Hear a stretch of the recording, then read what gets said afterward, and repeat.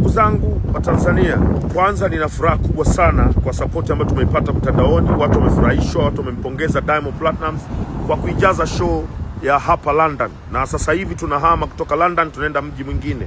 Nataka niwaambie Watanzania kitu kimoja.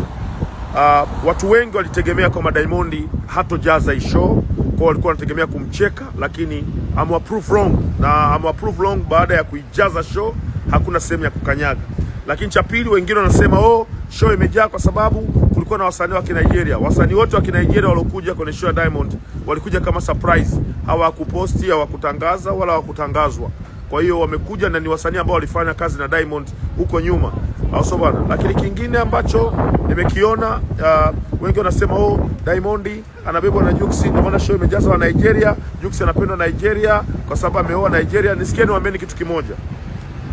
Jux na Diamond wanafanya kazi pamoja, ni marafiki, na wameshashtukia huo mtego ambao mnataka kuwapa wa kuwagombanisha ili wa kuwafitinisha na mwisho wa siku wasifanye kazi pamoja. Kwa hiyo mtu yote anaendeleza hiyo kasumba, hayo maneno, anajipotezea muda kwa sababu wameshajua kwamba mnataka kuwagombanisha, na wao ni ndugu, ni familia, ni marafiki. Au sio bwana? Kingine wanasema kiingilio kilikuwa kidogo. Kiingilio kilikuwa ni wewe unachagua unaingia na kiingilio gani. 1,500,000, 300,000, 500,000, milioni. Au sio bwana? Na sehemu zote zimejaa full. Mambo yalikuwa ni mazuri sana.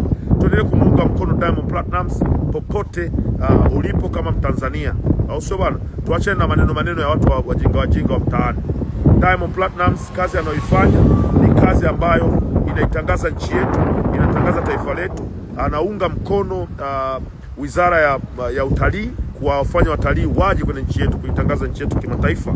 Mimi kama baba yake na Levo, mtoto wa kwanza wa Lukuga, nikiwa hapa London, I'm so happy. Nina furaha sana.